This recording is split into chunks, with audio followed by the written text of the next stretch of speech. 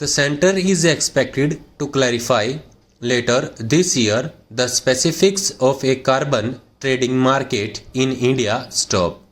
An amendment to the Energy Conservation Act passed in 2022 and separately approval by the UN Framework Convention on Climate Change via the Paris and Glasgow agreements ensured that carbon markets where carbon credits and emission certificates can be traded have acquired greater global currency. Carbon markets are a catch-all term and need clarity, especially in the Indian context.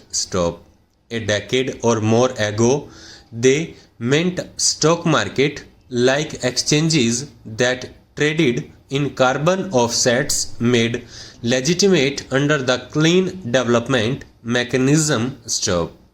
Here industrial projects in developing countries that avoided greenhouse gas emissions were eligible for credits that after verification could be sold to European companies that could buy them in lieu of cutting emissions themselves.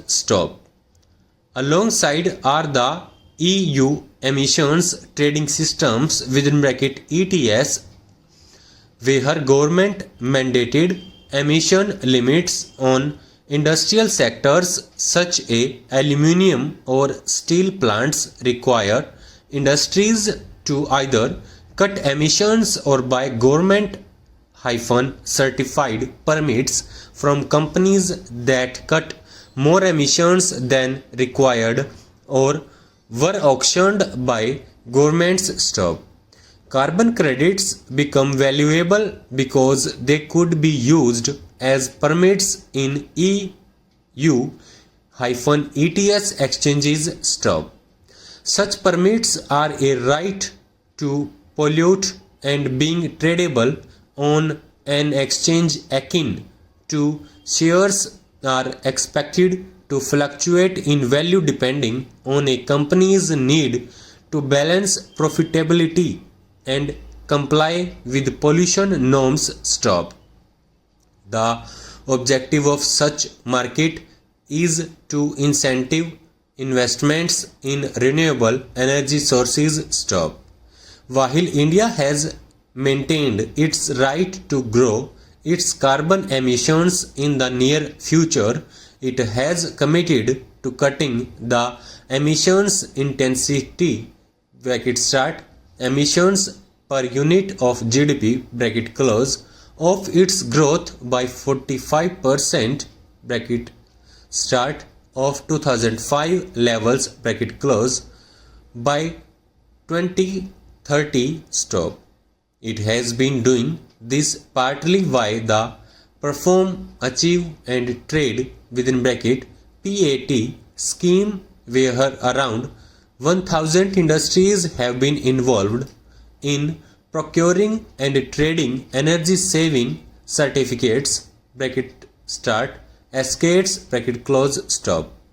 Since 2015, various cycles of the PAT have shown emission reductions of around 3%-5%.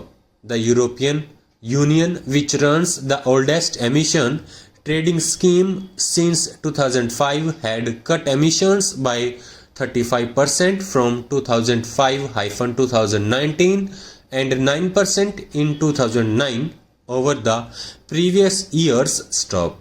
Whether carbon trading can meaningfully lead to emissions reductions in the Indian context in a question that can be answered only decades later. It would, however, be a victory in itself if it is able to mobilize domestic finance and accelerate the shift away from fossil fuel.